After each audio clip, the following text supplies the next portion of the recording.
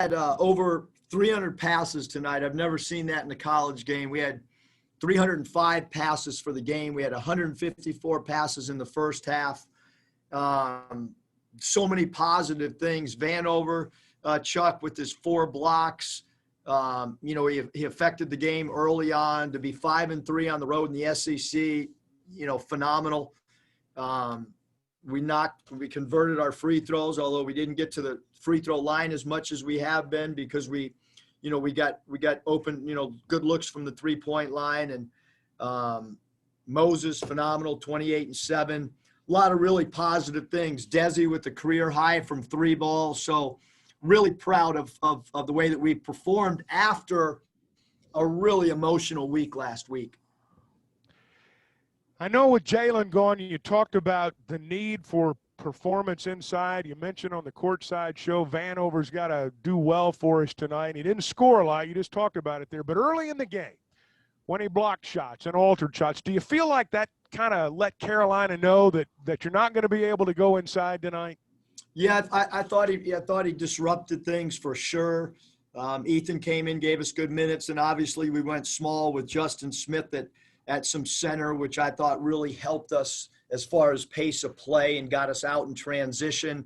This is a team that causes a lot of turnovers, and for the most part, we took pretty good care of the basketball. I know that we had 15 turnovers tonight, but we also wanted to push the pace and get out, try to run as much as we possibly could in transition. So a lot of really positive things for sure tonight.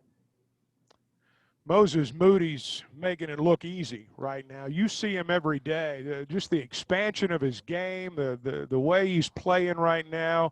Did you see all this coming about the time you moved into February?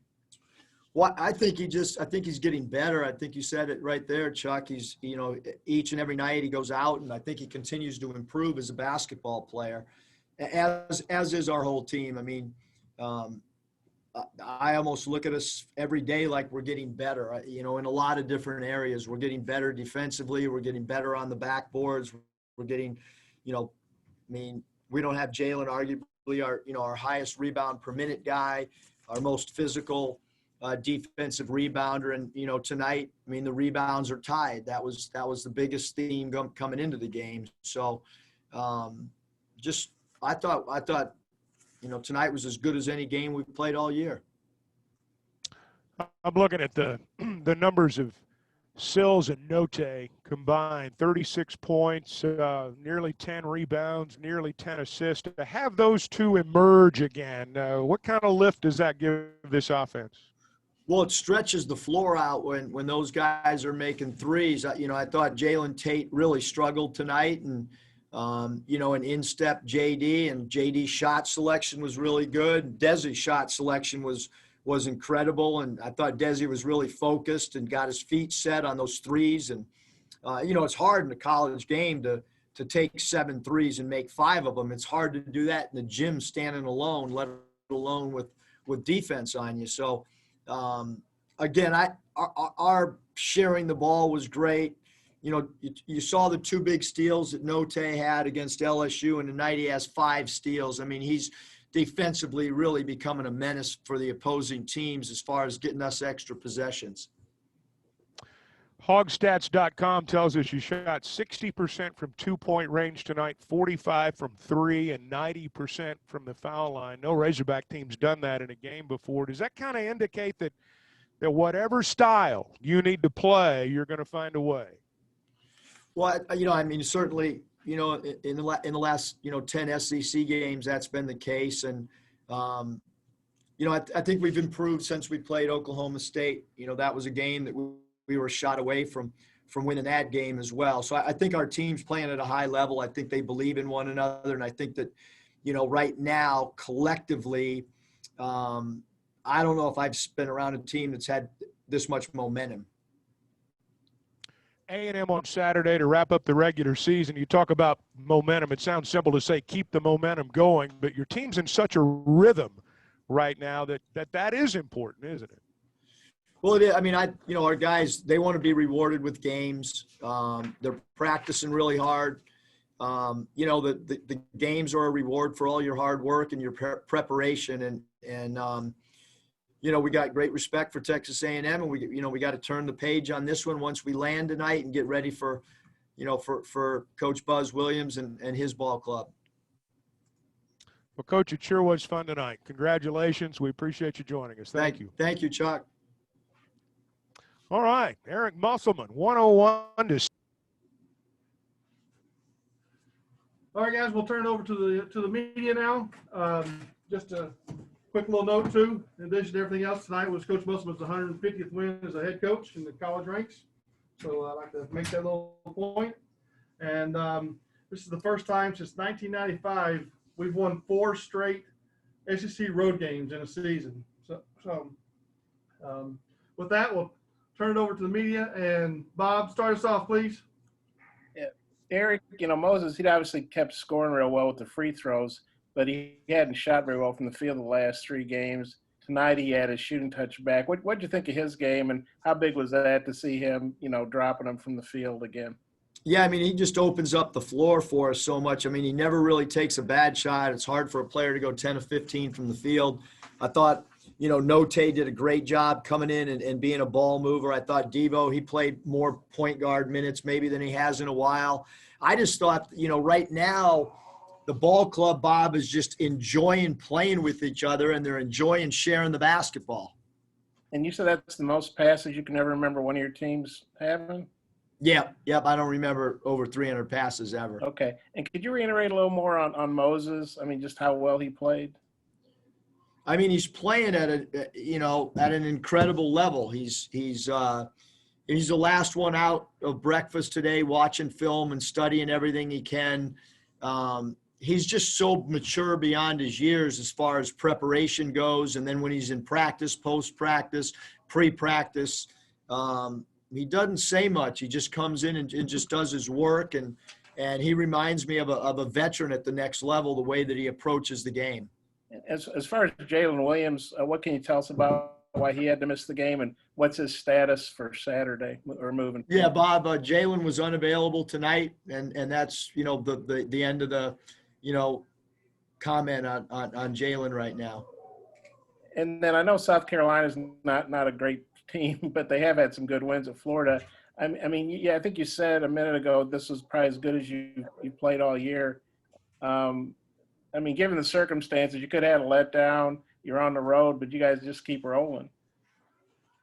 I mean, I was, you know, I mean,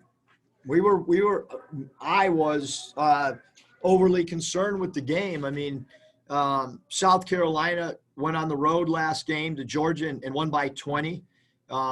You know, they played Florida great at Florida. You know, again, like I told you guys coming into the game, they have a lot of veterans that we played against last year. They have one of the leading scorers in the league and in Lawson. So, yeah, I was concerned because of all the emotion that we poured into last week, and where was our emotional tank? Was it on empty or not? And it was full. And, you know, now we get a little bit of get our legs under us tomorrow, and then we'll get back at it on Thursday. One more on this round. You know, Note kind of was in a little mini slump there for a while, but he seems like he's really reemerging. He seems like he's playing defense as well as he's playing offense. I just wondered if you thought about how he's played the last few games and how big is that for you guys? Well, I mean, he's played great. We've been able to send him a lot of clips, and I think he understood that we wanted him to have a little bit better shot selection, and you know, we wanted him to share the ball a little bit more. We know he's a great creator, scoring on his own, or at least getting shot attempts on his own, and we wanted him to become more of a point guard. And I think that you're seeing that evolve, you know, right now. Yeah, I got a couple more if time allows. I'll give it back to Mike. Thanks, Eric. Thanks. Pete Acabelli, please. Pete, you got it? Hey, Eric, how do you let these guys, I mean, how do you handle this winning streak? Do you let the guys kind of enjoy the feeling around campus and stuff, or do you try and keep them focused on the bigger picture about what's ahead? Yeah, Pete, I think that I'm not around them on campus. So I, you know, I mean, they're doing whatever they do on campus, but when they walk in the gym on Thursday for practice, it's back to training camp as far as I'm concerned. I mean, did we have fun last night? After dinner and before dinner, yeah, we've done a little voices and choices where, last night we talked about our favorite sports teams growing up, whatever sport it was, whether it was NBA, NHL, MLB. We talked about our favorite player and the reason why. I mean, I think we're just, we're having fun. We are having fun, but when we get to preparation, we get on the practice floor and we get in the 2 hours of the game, it's just, how do we compete as hard as we can? Curtis.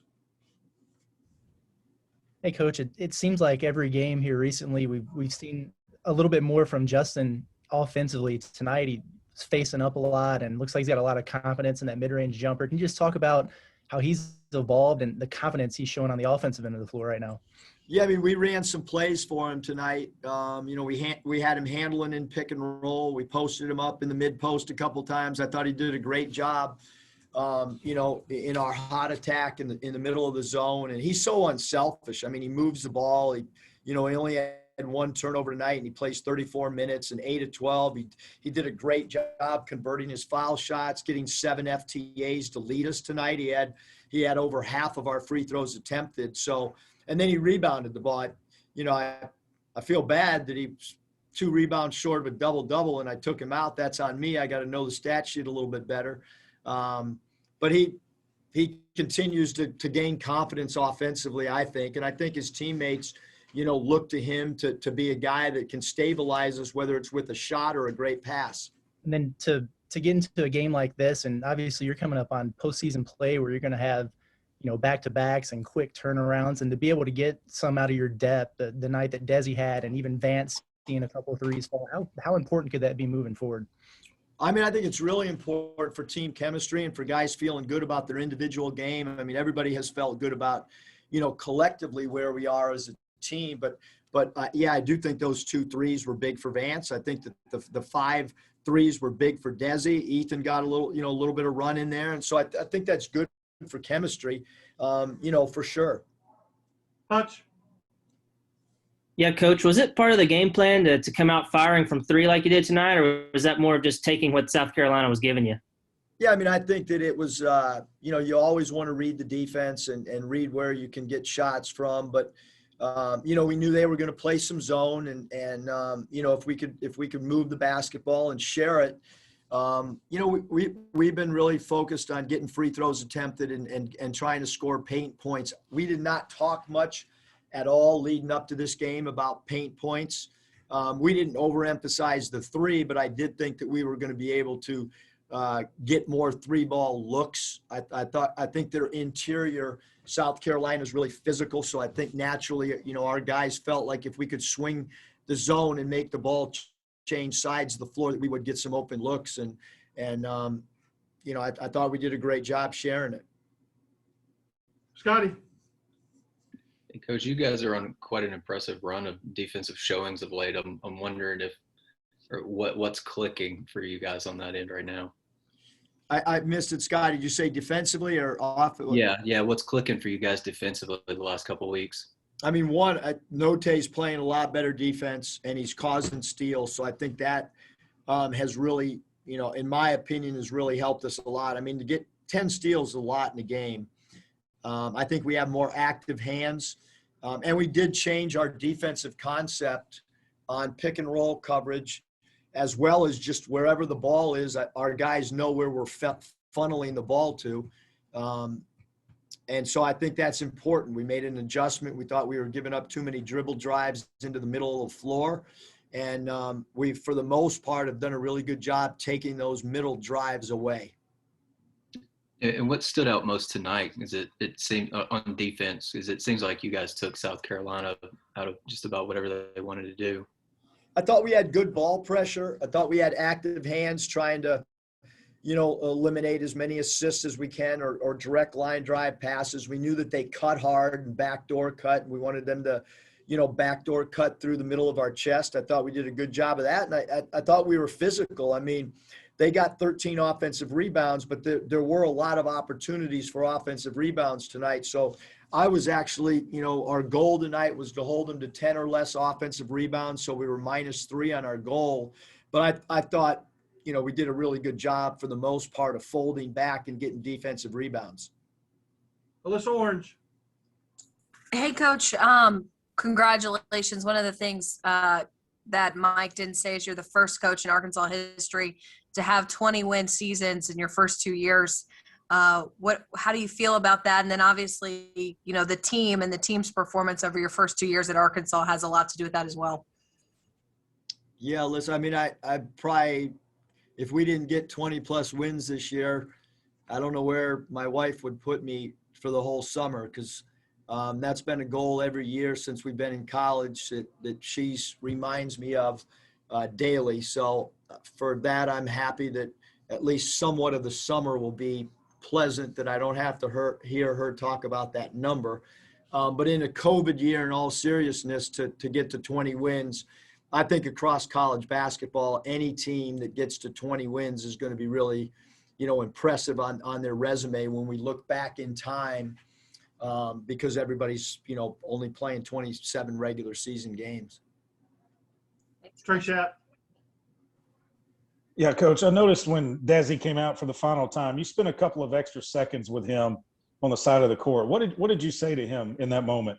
Yeah, Trey, just talked to him about way to keep your head up, way to be ready to play. Tate's played so well. I hardly ever take Moses off the floor. I hardly ever take Justin off the floor. Devo's played incredible. And tonight, Desi got a lot of Jalen Tate's minutes. And I thought he did a great job capitalizing on the opportunity tonight, both shooting the 3 ball and sharing the ball and defending. So I just told him, great job being mentally tough and coming into the game ready to play, regardless of what his role had been the last few games. That was really the 2-minute talk or discussion that we had, Trey. Bob, one final follow-up, please. Eric, you heard Mike say first time Arkansas has won, was it 4 or 5 straight SEC road games? I think it's 4 since '95. That was obviously the defending champion team that had everybody back. So what does that stat mean to you? Yeah, I mean, I'm just worried about how we beat, Texas A&M. I think the guys have done a great job being ready to play every single night. We haven't had letdowns. We stunk for 2 games this year, and we figured out a way to bounce back, put those things behind us. And we got to put this game behind us and get ready for Texas A&M. Okay, Coach, appreciate your time. Now we'll bring in Moses Moody.